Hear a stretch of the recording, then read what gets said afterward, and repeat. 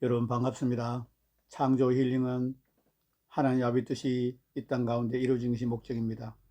진리 회복과 종교 개혁과 천하보다 귀한 영혼을 구원하는 것이 목적입니다.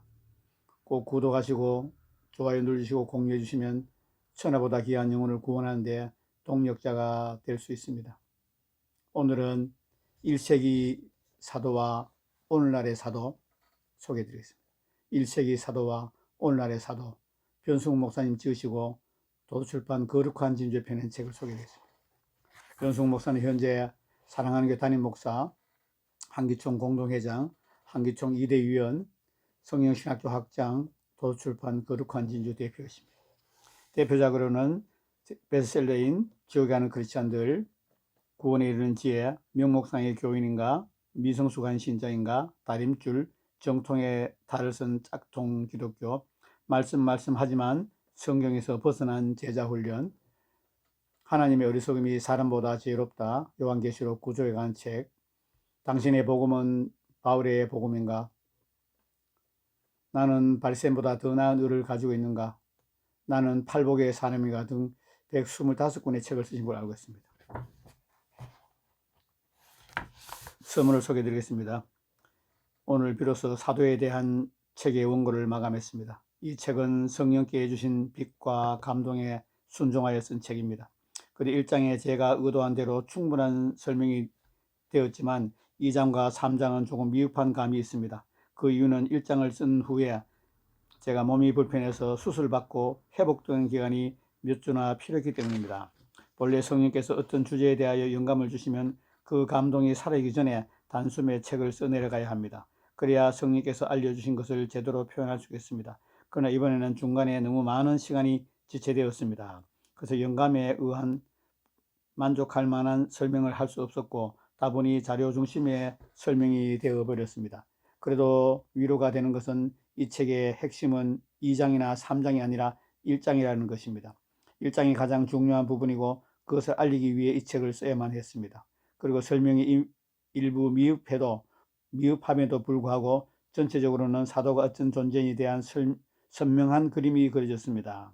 저는 이것으로 만족하며 하나님께 감사와 영광을 올려드립니다. 2010년 11월 19일 이 책이 2010년 11월 19일에 써졌네요. 부족하지만 하나님의 은혜로 사도로 부르심 받은 변승욱 목사. 목차를 소개드리겠습니다. 제1장 사도는 교회의 틀을 닦는 사람입니다.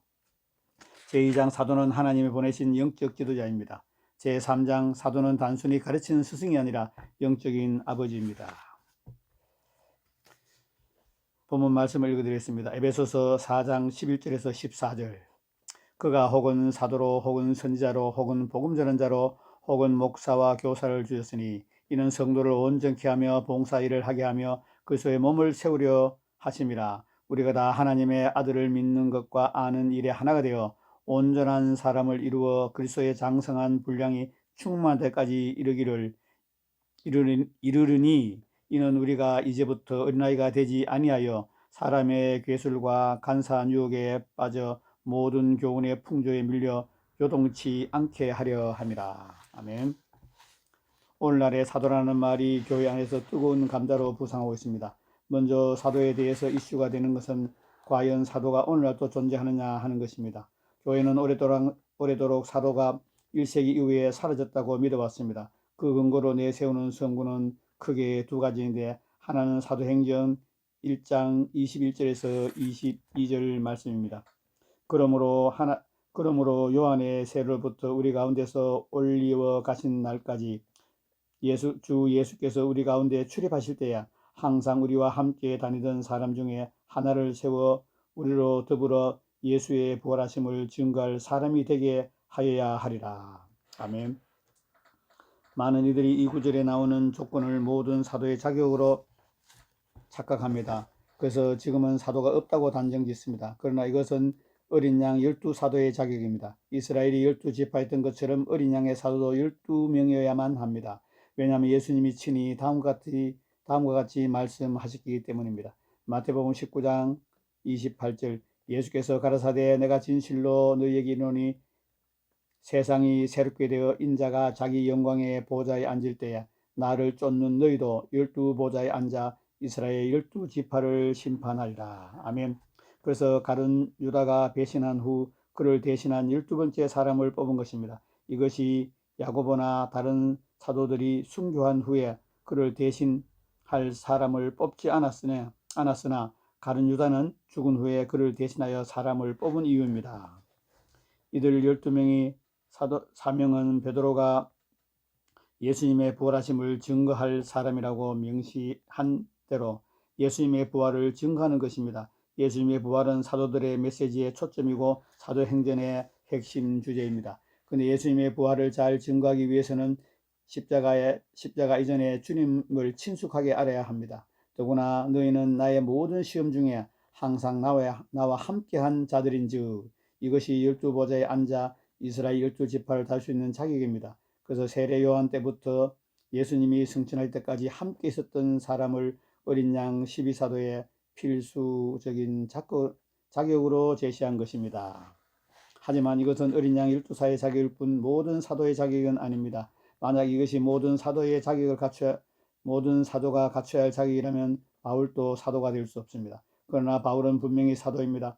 그러므로 이 구절을 근거로 오늘날 또 사도가 없다고 주장하는 것은 옳은 것이 아닙니다. 또 하나 사람들이 사도가 지금은 존재하지 않는다는 근거로 삼는 구절은 에베소서 3장 4절에서 5절 말씀입니다. 이것을 읽으면 그리스도의 비밀을 내가 깨달은 것을 너희가 알 수 있으리라. 이제 그의 거룩한 사도들과 선지자들에게 성령으로 나타내신 것 같이 다른 세대에서는 사람의 아들들에게 알게 하지 아니하였으니. 그러나 이 구절 역시 모든 사도들에 해당되는 구절이 아닙니다. 켄세기 목사님은 토대적인 사도라고 부르는 어린 양 12사도와 바울과 같은 사도에 대한 언급일 뿐입니다. 놀랍게도 성경은 이 구절과 무관한 다른 사도들이 존재한다고 증거합니다. 데살로니가전서 2장 6절 우리가 그리스도의 사도로 능히 존중할 터이나 여기서 바울은 자신만 사도라고 말하지 않고 우리가 그리스도의 사도라고 했습니다. 여기서 우리는 바울이 데살로니가 교회에 보내는 편지를 쓸 때 같이 있었던 디모데와 실라입니다. 데살로니가전서 1장 1절 바울과 실라와 디모데는 하나님 아버지 주 예수 그리스도 안에 있는 데살로니가 인의 교회에 편지하노니 은혜와 평강이 너희에게 있을지어다. 아멘. 그러므로 그들 역시 사도입니다. 이것은 대단히 중요합니다. 그들은 바울과 바나바 다음의 세대들입니다. 그러므로 사도가 단절되지 않고 계속 존재하게 된다는 것을 의미합니다. 더구나 그들은 성경을 기록했던 토대적인 사도들인 어린 양 12사도나 바울 사도와 다릅니다. 그들은 성경 기록에 전혀 관여하지 않았습니다. 그런데도 성경에서 바울은 그들을 사도라고 증거했습니다. 이처럼 성경 기록에 관여하지 않아도 사도인 예가 성경에 몇 가지 나오는데 그 중에 한 가지만 더 소개하겠습니다. 빌립보서 2장 24절에서 25절 나도 속히 가기를 주 안에서 확신하노라. 그러나 에바브로디도를 너희에게 보내는 것이 필요할 줄 생각하노니 그는 나의 형제요 함께 수고하고 함께 군사된 자요 너희 사자로 나의 쓸 것을 돕는 자니라. 아멘. 이 말씀에 나오는 에바브로디도 역시 사도입니다. 왜냐하면 여기에서 나오는 사자를 번역된 헬라어는 다른 곳에서 사도로 번역된 단어와 같은 단어이기 때문입니다. 그런데 에바브로디도 또 성경을 기록하는 데 전혀 관여하지 않았습니다. 그 역시 사도이긴 하나 비토대적인 사도였습니다. 그럼 우리는 성경에 나타난 이런 명백한 증거들에 입각하여 다음과 같은 결론을 내릴 수 있습니다. 어린 양 12사도나 바울과 같은 사도, 즉 성경을 기록하고 교회의 기초를 놓았던 토대적인 사도들, 즉 사도들은 지금은 더 이상 존재하지 않는다. 그러나 디모데, 실라, 에바브로디도와 같은 유형의 사도들은 지금도 여전히 존재한다. 오늘날 존재하는 사도들은 모두 디모데와 실라 혹은 에바브로디도 같은 사도들입니다. 그런데 사도이긴 하지만 그들의 사명은 성경을 기록하는 것이 아니었습니다. 사도라는 보냄을 받은 자이므로 그들의 사명이 각각 다르지만 그러나 그들은 모두 성도들을 온전케 하며 봉사 일을 하게 하며 그리스도의 몸을 세우는 자입니다. 에베소 4장 11절에서 12절 그가 혹은 사도로 혹은 선자로 혹은 복음 전한 자로 혹은 목사와 교사를 주셨으니 이는 성도를 온전케 하며 봉사 일을 하게 하며 그리스도의 몸을 세우려 하심이라. 아멘. 이것이 오늘날의 사도가 선지자, 복음 전한 자, 목사, 교사들과 힘을 합하여 이루어야 할 일입니다. 그런데 이 일이 끝나지 않았습니다. 지금 이것은 지금도 계속되고 있고 주님이 오실 때까지 계속될 것입니다. 그래서 케니스 해긴 목사님은 다음과 같이 말한 것입니다. 많은 사람들이 말할 것입니다. 오늘날 사도나 선지자는 없어요. 그러나 모든 성도가 이미 온전케 되었습니까? 오늘날에도 계속되고 있는 사역이 있긴 있습니까? 그리스도의 몸을 세우는 일이 아직도 필요합니까? 그렇다면 이 모든 사역들과 섬기는 은사들은 지금도 역사해야 합니다. 그것들은 없어지지 않았습니다. 아멘. 릭 조이너는 이것을 좀 더 깊이 있고 자세하게 설명했습니다. 예수님은 사도이고 선지자이고 복음 전환자이며 목사이자 교사이셨기 때문에 승천과 동시에 예수님은 자신이 수행했던 오중 사역의 은사를 각각의 사람에게 나누어 주셨다. 이 5가지의 사역이 한데 어우러지면 제자들을 준비시키고 모든 면에서 그들을 성숙시키기에 충분하다. 예수님의 온전한 사역이 이루어진다. 그러므로 1세기의 교회처럼 각각의 사역이 연합되고 동력의 차원에 이를 때까지 교회는 부르심을 받은 모습 그대로 변화될 수 없다. 너무나 자명한 사실이다. 그뿐만 아니라 교회가 그러한 모습으로 변하지 못하고 성숙하지 못한 상태라면 위의 성경 말씀에 의하여 여전히 그의 모든 사역이 필요하다고 할 수 있다. 이 사역들은 우리가 1. 신앙의 조화를 이룰 때까지, 이 사역들은 우리가 하나님의 아들을 아는 지식에 이를 때까지, 이 사역들은 성숙한 사람이 될 때까지, 이 사역들은 그리스도의 장성한 분량에 이를 때까지 우리에게 허락되어 있습니다. 이 세상에 1번에서 4번 항목을 전부 다 갖춘 교회가 있을까요? 우리 모두가 각각의 영역에서 제대로 기능할 모든 사역이 필요하다. 실제로 바울은 5가지 직임을 열거한 후에 이러한 직임들이 언제까지 계속될지 그 구체적인 기간을 언급했습니다. 에베소서 4장 13절, 우리가 다 하나님의 아들을 믿는 것과 아는 일에 하나가 되어 온전한 사람을 이루어 그리스도의 장성한 분량이 충만한 때까지 이르니. 그런데 이 교회가 잘 지적한 대로 오늘날 교회가 과연 이 수준에 이르렀다고 말할 수 있습니까? 없습니다. 그러므로 사도직이 오늘날도 여전히 존재함이 분명합니다. 저는 그동안 사도에 관한 많은 책을 읽었습니다. 그리고 나름 사도가 무엇인지에 대한 개념도 가지고 있었습니다. 그러나 똑부러지게 정확한 개념을 가지고 있지는 못했습니다. 그런데 최근에 성령의 기름 부음이 저에게 사도가 무엇인지에 대해서 가르쳐 주었습니다. 요한일서 2장 27절, 너희는 주께 받은 바 기름 부음이 너희 안에 거하나니 아무도 너희를 가르칠 필요가 없고 오직 그의 기름 부음이 모든 것을 너희에게 가르치며 또 참되고 거짓이 없으니 너희를 가르치신 그대로 주 안에 거하라. 아멘. 우리에게 참 진리를 가르쳐 주시는 분은 진리의 영이신 성령입니다. 그런데 왜 요한은 성령이라고 하지 않고 기름 부음이 모든 것을 너희에게 가르치며 라고 말했을까요? 왜냐하면 성령님이 항상 우리 안에 계시지만 그래도 항상 성경 말씀이 명료하게 깨달아지는 것은 아니기 때문입니다. 성령의 기름 부음이 우리에게 임할 때 마치 기름이 쳐진 기계처럼 우리의 머리가 갑자기 잘 돌아가게 됩니다. 그리고 어떤 주제에 대한 깊고 명료한 깨달음이 주어지게 됩니다. 그래서 기름 부음이 모든 것을 너에게 가르친다고 한 것입니다. 그런데 약 한 달 전 저에게 바로 그런 기름 부음이 임했습니다. 그로 인해 저는 갑자기 사도가 어떤 사람인지를 이해할 수 있게 되었습니다. 저는 이 깨달음과 이해가 아주 중요한 것임을 저의 온 영으로 느꼈습니다. 그리고 이것을 놓쳤기 때문에 의도하는 선하지만 신사도 운동이 빗나가게 되었다는 것을 알게 되었습니다. 사도에 대해 바르게 정의하는 것은 교회의 미래를 위해 매우 중요합니다. 그래서 저는 그때 얻은 깨달음을 여러분과 함께 나누기를 원합니다. 제1장, 사도는 교회의 틀을 닦는 사람입니다. 베드로의 신앙 고백을 들은 후 예수님이 그에게 이렇게 말씀하셨습니다. 마태복음 16장 17에서 18절, 바요나 시몬아 네가 복이 있도다. 이를 네게 알게 하니는 혈육이 아니요 하늘에 계신 내 아버지시라. 또 내가 네게 이르노니 너는 베드로라. 내가 이 반석 위에 내 교회를 세우리니 음부의 권세가 이기지 못하리라. 아멘. 여기서 반석 즉 터는 베드로가 아니라 주는 그리스도시요 살아계신 하나님의 아들이시다라는 베드로의 신앙 고백을 의미합니다. 이 고백은 너희는 나를 누구라고 하느냐라는 질문에 대한 답변으로 예수님에 대한 것입니다. 그러므로 교회의 터는 베드로가 아닙니다.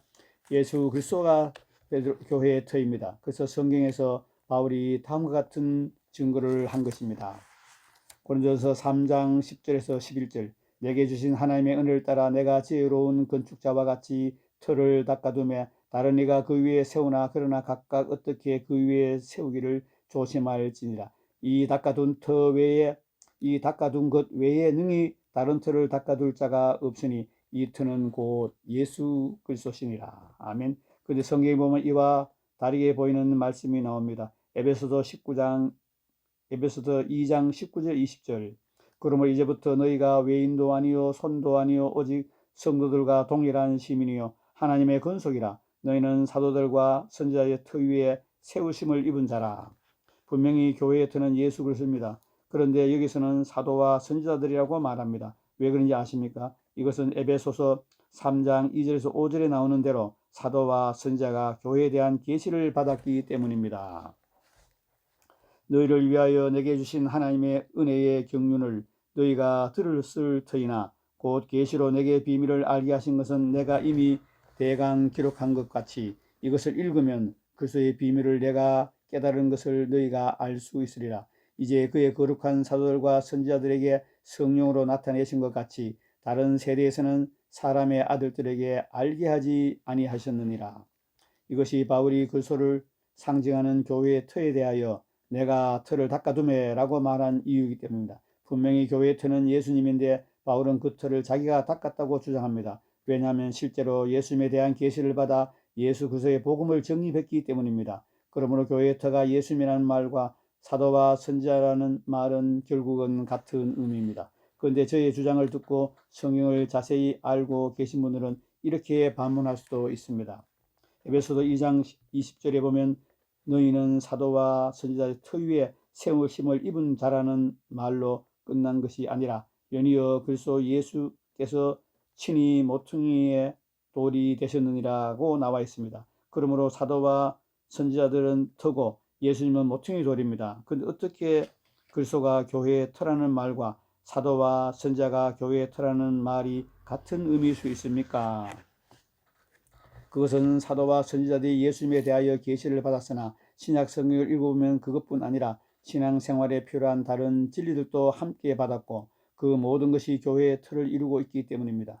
이것은 모퉁이 돌과 터와 관계와도 잘 맞아떨어집니다. 모퉁이 돌은 그것 자체가 터의 일부이자 터의 본질입니다. 그것은 건물을 지탱하게 해주며 그것 또한 건물의 위치와 건물의 배열을 결정해 줍니다. 예수 그리스도 즉 복음 진리가 신약 성경에서 그런 위치를 차지하고 있습니다. 예수 그리스도는 교회의 터이면서 터의 가장 중요한 부분인 모퉁이 돌이고 그 외에 사도들이 계시를 받아 신약 성경에 기록한 다른 진리들은 터의 다른 부분들입니다. 그러므로 예수님이 교회의 모퉁이 돌임에도 불구하고 예수님이 교회의 터라는 말과 사도와 선지자가 교회의 터라는 말은 같은 의미라는 저의 주장은 성경적으로 바른 것입니다. 그래서 바울이 성경에 실제로 그렇게 기록한 것입니다. 그러면 이제 교회의 터에 대하여 단계적으로 좀 더 자세하게 설명드리겠습니다. 1. 교회의 터, 사도와 선지자인가 아니면 신약 성경인가? 우리가 꼭 기억해야 할 것은 사도와 선지자가 교회의 터라는 말을 그 사람 자체가 터라는 의미가 아니라는 것입니다. 마태복음 16장 18절 또 내가 내게 이르노니 너는 베드로라 내가 이 반석 위에 내 교회를 세우리니 음부의 권세가 이기지 못하리라. 여기서 반석은 베드로 자신이 아니라 베드로가 한 신앙 고백이었습니다. 마찬가지로 에베소서 2장 20절에 나오는 교회의 터 역시 사도와 선지자들이 자신이 아니라 그들이 계시받고 분별하여 확정한 진리를 의미합니다. 그러므로 실제로 사도들이 아니라 진리가 교회의 터입니다. 즉 신약 성경이 교회의 터입니다. 따라서 교회는 정확하게 성경 말씀 위에 세워져야 합니다. 아멘.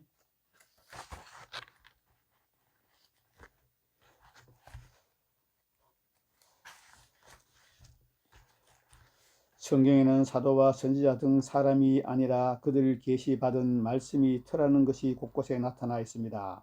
고린도전서 3장 10절에서 15절 15절 내게 주신 하나님의 은혜를 따라 내가 지혜로운 건축자와 같이 틀을 닦아두며 다른 이가 그 위에 세우나 그러나 각각 어떻게 그 위에 세우기를 조심할지니라.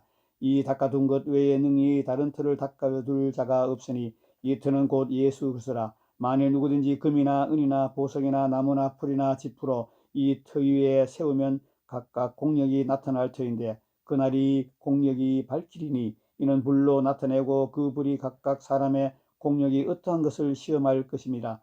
만일 누구든지 그 위에 세운 공력이 그대로 있으면 상을 받고 누구든지 공력이 불타면 해를 받으리니 그러나 자기는 구원을 얻되 불 가운데서 얻는 것 같으리라. 아멘. 이 말씀을 보면 바울이 자신을 터라고 하지 않고 터를 닦은 자라고 말합니다. 이 터는 예수 그리스도라고 했는데 실제로 그리스도의 비밀인 복음을 의미합니다. 왜냐하면 바울이 예수님을 만든 것은 아니기 때문입니다. 그는 예수 그리스도의 복음에 관한 계시를 받았을 뿐입니다. 이것은 다른 이가 나무나 풀이나 짚이 아니라 금은 보석으로 그 터 위에 집을 지어야 한다고 말한 것을 볼 때 더욱 분명합니다. 왜냐하면 여기서 다른 이는 목회자들을 의미하며 금은 보석은 바른 가르침을 의미하기 때문입니다. 즉 바울이 말하는 집, 즉 교회는 터를 비롯하여 지붕 끝에 이르기까지 모두 진리로 세워진 집인 것입니다. 디모데전서 3장 15절, 골로새서 1장 21절에서 23절 읽어드리겠습니다. 전에 악한 행실로 멀리 떠나 마음으로 원수가 되었던 너희를 이제는 그의 육체의 죽음으로 말미암아 화목케 하사 너희를 거룩하고 흠없고 책망할 것이 없는 자로 그 앞에 세우자 하셨으니 만일 너희가 믿음에 거하고 터 위에 굳게 서서 너희 들은 바 복음의 소망에서 흔들리지 아니하면 그리하리라. 이 복음은 천하 만민에게 전파된 바요 나 바울은 이 복음의 일꾼이 되었노라. 아멘. 바울은 이 터 위에 굳게 서 있어야 한다고 말했습니다. 그런데 오늘날 교회 안에 이 터에서 벗어나고자 하는 사악한 움직임들이 있습니다. 종교다원주의와 동성애마저도 인정하려고 하는 것입니다. 이런 것은 교회의 틀을 흔드는 것으로 교회 전체를 위태롭게 만듭니다. 그러므로 절대로 용납하지 말아야 합니다. 유다서 1장 20절에서 21절 사랑하는 자들아 너희는 너희 지극히 거룩한 믿음 위에 자기를 건축하며 성령으로 기도하며 하나님의 사랑 안에서 자기를 지키며 영생에 이르도록 우리 주 예수 그리스도의 긍휼을 기다리라. 이 말씀을 보면 지극히 거룩한 믿음 위에 자기를 건축하며 라는 특이한 표현이 나옵니다. 우리는 자기를 유다가 말한 거룩한 믿음 위에 건축해야 합니다. 왜냐하면 거룩한 믿음이 곧 바른 터이기 때문입니다. 아멘. 먼저 유다서 3절 4절에 보면 이런 말씀이 기록되어 있습니다. 사랑하는 자들아 내가 우리의 일반으로 얻은 구원을 들어 너희에게 편지하려는 뜻이 간절하던 차에 성도에게 단번해 주신 믿음의 도를 위하여 힘써 싸우라는 편지로 너희를 구원해야 할 필요를 느꼈노니 이는 가만히 들어온 사람 몇이 있음이라. 이것이 바로 유다가 유다서를 기록한 이유입니다. 그는 가만히 들어온 이단들 때문에 편지를 썼습니다. 다시 말해서 단번해 주신 믿음의 도, 즉 사도들이 전해준 진리를 경고케 하기 위해 편지를 썼습니다.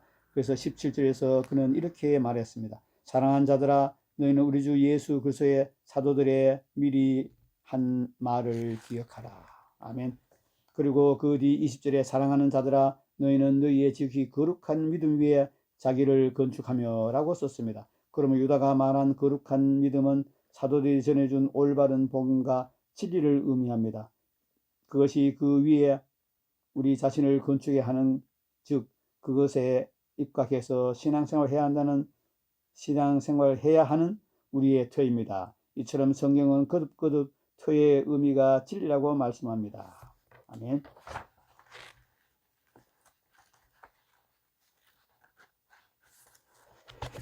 케네스 해긴 목사님의 그리스도의 선물이라는 책에 보면 1987년 예수님이 해긴 목사님에게 나타나셨습니다. 그리고 해긴 목사님에게 사도들에게는 4가지의 등급이 또는 서열이 있다. 그리고 이러한 다른 서열이나 등급 안에서 사도들은 서로 다른 분량의 기름 부음을 가지게 된다라고 말씀하셨습니다. 사도의 첫 번째 서열은 예수 그리스도십니다. 예수님은 사도일 뿐만 아니라 각 사역의 은사에서 홀로 한 서열 안에 계십니다. 왜냐하면 예수님은 한량 없는 성령의 기름 부음을 받은 유일한 분이기 때문입니다. 요한일서 3장 34절 예수님이 가셨던 기름 부음은 전무후무한 것입니다. 두 번째 서열의 사도들은 어린 양의 12사도입니다. 즉 마띠아를 포함한 예수님의 12제자입니다. 세 번째 서열의 사도들은 다른 토대적인 사도들인데 사도 바울도 여기에 속해 있습니다. 그는 네 번째 서열의 사도들은 비토대적인 사도들입니다. 오늘날 존재하는 사도들은 모두 다 여기에 속합니다. 비토대적인 사도들입니다. 그런데 이 중 세 번째 서열의 사도들에 대해 켄시에기 목사님은 이렇게 말했습니다. 세 번째 서열의 사도들, 다른 토대적인 사도들. 세 번째 서열의 사도는 바울이 속해 있는 사도의 등급입니다. 이 서열에 들어있는 사도들의 특징은 그들도 역시 신약 성경의 교리적인 토대가 형성되는 것을 도왔다는 것입니다. 1987년 방문해서 예수님은 또한 나에게 이렇게 말씀하셨습니다. 토대적인 사도들은 두 번째, 세 번째 서열의 사도들 가운데 볼 수 있다. 이 등급 또한 수준의 사도들과 선지자들은 신약 성경의 교리적 토대를 놓기 위해 기름 부음을 받았다. 두 번째와 세 번째 서열의 사도와 선지자들은 토대적인 사도들과 선지자들로 간주되어져야 한다. 왜냐하면 신약 성경의 복음이 그들에게 계시되어졌기 때문이다. 바울은 토대적인 신약의 사도들과 선지자인 세 번째 서열에 들어있었습니다. 그는 신약 성경의 많은 부분을 썼으며 그리고 그는 그리스도에 관한 신비한 계시를 사람으로부터 배운 것이 아니었습니다. 그는 성령으로부터 배웠습니다. 아멘. 이 오늘날의 사도들, 비토대적인 사도들이 가장 중요한 사명. 지금까지 설명해 드린 것은 1세기의 사도적인 다시 읽어드리겠습니다. 지금까지 설명해 드린 것은 1세기의 토대적인 사도들을 이해하는 데만 중요한 것이 아니라 오늘날 존재하는 비토대적인 사도들을 이해하는 데도 아주 중요한 열쇠가 됩니다. 이 두 종류의 사도들이 있는데 기초를 놓는 사도들과 개혁을 일으키는 사도들입니다. 초대교회의 사도들은 기초를 놓는 사도들이었습니다. 그러나 오늘날의 사도들은 개혁을 일으키는 사도들입니다. 마치 종교 개혁자처럼 오늘날의 사도들도 교회를 개혁한 일을 해야 합니다. 그리하여야 교회로 하여금 기초를 놓는 사도들이 닦은 터 위에 신약 성경으로 돌아가게 합니다. 이것을 분명히 합시다. 교회의 터는 이미 세워졌습니다. 이것은 바른 진리 곧 신약 성경입니다. 이미 터가 완성되었으므로 오늘날 터를 놓는 사도들은 없습니다. 있다면 이단입니다. 그러나 성경에서 이삭이 아브라함이 팠던 우물을 다시 팠듯이 그리고 엘리야가 갈멜산에서 무너진 제단을 다시 수축했듯이 훼손된 교회의 터를 원래대로 회복하는 일을 하는 사도들이 오늘날도 존재합니다. 저는 이것이 오늘날의 사도들의 가장 중요한 사명이라고 믿습니다. 사도들은 원래 교회를 위해 진리의 토대를 놓는 사람들이었습니다. 그런데 오늘날은 그런 사도들이 없습니다. 하지만 오늘날의 사도들도 사도이기 때문에 정확히 같은 일은 아니지만 같은 종류를 합니다. 1세기의 토대적인 사도들은 성령의 계시에 의해 그 일을 했고 오늘날의 사도들도 완성된 성경을 기준 삼아 진리를 분별하고 바르게 해석하는 작업을 통해 그 일을 합니다. 그래서 다른 모든 사역자들이 철저하게 성경적인 진리의 토대 위에서 설교하고 사역하도록 돕는 것입니다. 이것이 오늘날의 사도들이 감당해야 할 가장 중요한 사명입니다. 아멘입니다. 어떤 이는 오늘날 성경이 완성되는데 왜 사도들이 그런 일을 해야 합니까? 라고 물을 것입니다. 그것은 초대교회 때도 모든 신자가 성령을 받고 계시를 받았지만 모두가 사도처럼 토대가 되는 계시를 받은 것은 아닌 것과 같습니다. 이처럼 오늘날 목회자들은 물론 모든 성도들이 성경을 읽고 깨달을 수 있지만 하나님께서 여러 세기를 통해 훼손된 진리를 회복하기 위해 사도들에게 특별히 강력한 말씀의 은사를 붓는다는 것입니다.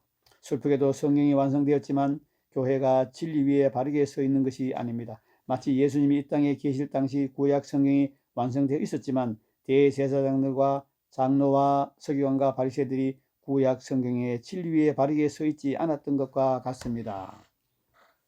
마가복음 7장 6절에서 13절 가르사대 이사야가 너희 외식하는 자에게 대하여 잘 예언하였도다. 기록되었으되 이 백성이 입술로는 나를 존경하되 마음은 내게서 멀도다. 사람의 계명으로 교훈을 삼아 가르치니 나를 헛되이 경배하는도다 하였느니라. 너희가 하나님의 계명은 버리고 사람의 유전을 지키느니라. 또 가라사대 너희가 너희 유전을 지키려고 하나님의 계명을 잘 버린도다. 너희의 전한 유전으로 하나님의 말씀을 폐하며 또 이 같은 일을 많이 행하느니라. 주님.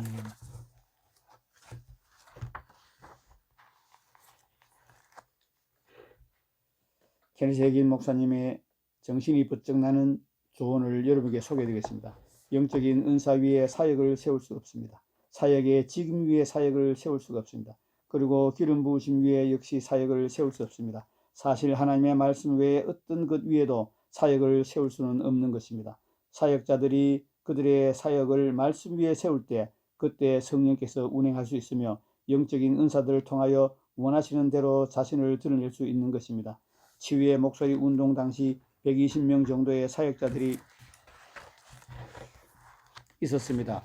그들 중 많은 이들이 그들의 삶과 사역에서 엄청난 성령의 은사가 역사했습니다. 그러나 그들은 말씀에 굳건한 토대를 가지지 못하였습니다. 한 번은 그들 가운데 몇몇 사역자들에게 이렇게 말했습니다. 여러분 모두가 사라졌을 때 나는 여전히 여기에 있을 것입니다. 그들은 놀라서 나를 쳐다봤습니다. 그리고 물었습니다. 왜 그렇지요? 내가 말했습니다. 여러분은 성령의 은사들 위해 여러분의 사역을 세우고 있지만 나는 하나님의 말씀 위에 나의 사역을 세우고 있기 때문입니다. 그들 가운데 거의 모든 사람은 사라지고 없지만 나는 지금도 여전히 여기에서 하나님 말씀을 설교하고 있습니다. 여러분의 삶과 사역을 말씀 위에 세우십시오. 성령의 나타남을 두 번째로 하십시오. 말씀을 선포하고 말씀을 가르치십시오. 사도, 선지자, 복음 전환자, 목사, 교사의 부르심은 은사는 각각 다릅니다. 그러나 공통점이 있는데 모두 설교자라는 것입니다. 그러므로 자기의 부르심과 은사와 직임이 무엇이든지 목사라면 누구든지 말씀 준비를 철저하게 해야 합니다.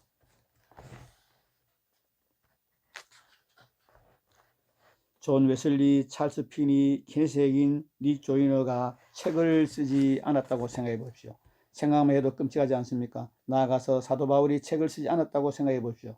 얼마나 엄청난 손해입니까? 그러므로 여러분 중에 사도로 부르심 받았다고 생각하시는 분은 글을 쓰는 능력을 꼭 개발하시기 바랍니다. 그리고 사도로 부름받지 않았더라도 진리에 대한 명확한 이해를 받은 분들은 책을 쓰는 능력을 꼭 개발하기 바랍니다. 일반적으로 책은 설교보다 훨씬 더 많은 사람들에게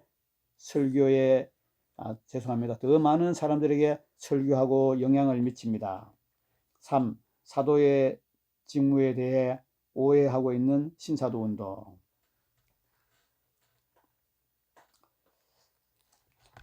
이 대목은 패스하겠습니다. 저는 최근에 저는 우리 교회 주보에 교회의 정체성에 대해 다음과 같이 정리하여 명시했습니다. 사랑하는 교회는 하나, 말씀 운동하는 교회입니다. 즉 교회는 진리의 기둥터라는 사실을 기억하고 교리대로가 아니라 성령의 문맥, 성령의 조명에 의지하여 성경대로만 설교하기 위해 끊임없이 노력하는 교회입니다. 둘, 사랑하는 교회는 성령 운동을 하는 교회입니다. 즉 교회는 예수님의 몸으로서 예수님이 하신 일을 해야 하므로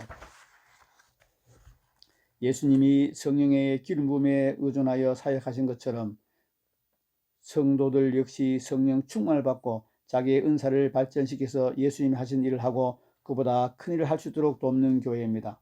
셋, 사랑하는 교회는 신부 운동을 하는 교회입니다. 즉 단순히 성령 운동을 하는 교회가 아니라 성경이 증거하는 것이 예수님이므로 예수님에 관해서가 아니라 예수님을 알고 그분을 사랑하고 교제하고 본받고 동행하도록 오직 예수님께로 사람들을 인도하는 교회입니다.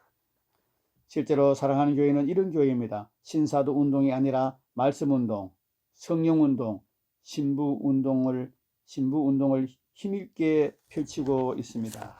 아멘. 끝으로 이것을 말씀드리고 싶습니다. 릭 조이너는 최신간 1세기 교회사라는 책에서 참된 사도적 사역의 고난은 필수다라고 말했습니다. 그는 또 사도적 사역이라는 책에서 이렇게 말했습니다. 진정한 사도적 기독교가 다시 나타나게 되면 이 사도적 사역은 반드시 사탄의 공격을 심하게 받게 될 것입니다.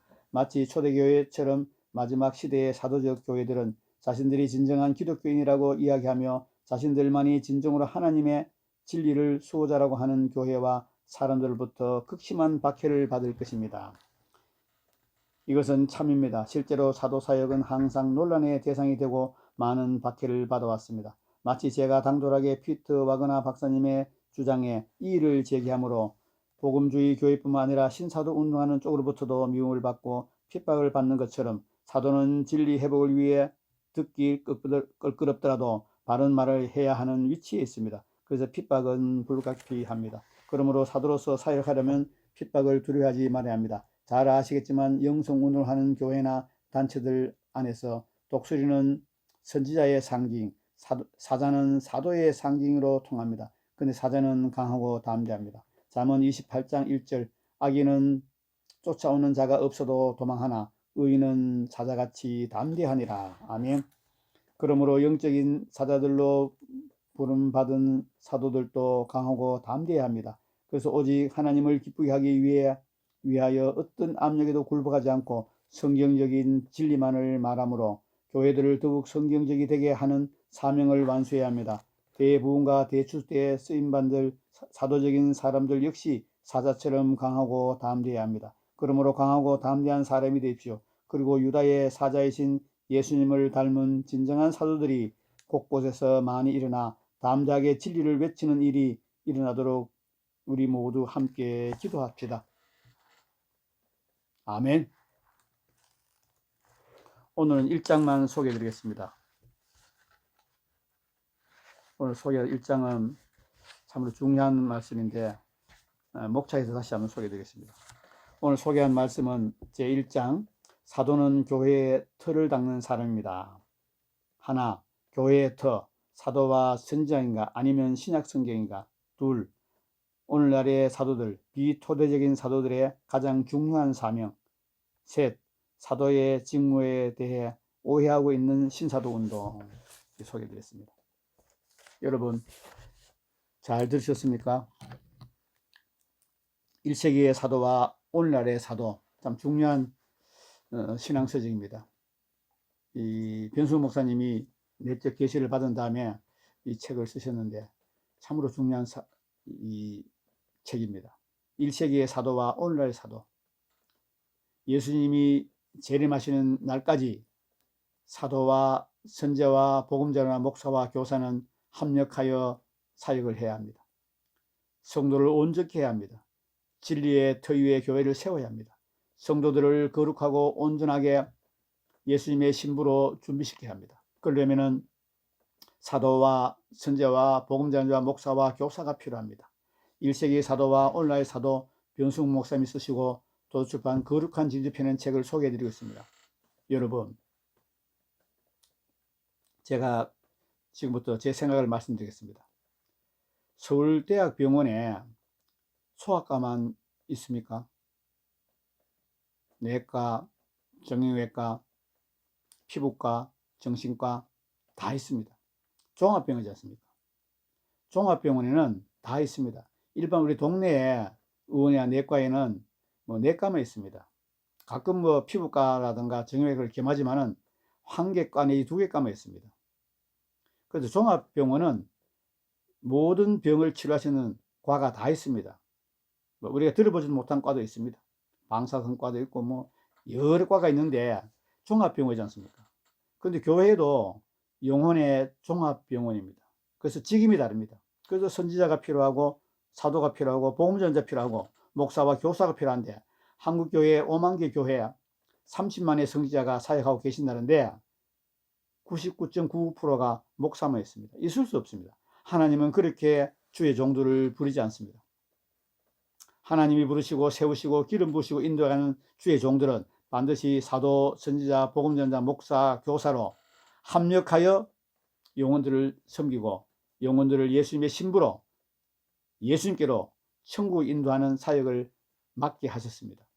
여러분 교회는 사도가 있습니까? 선지자가 있습니까? 복음전자가 있습니까? 여러분 교회는 목사와 교사만 있습니까?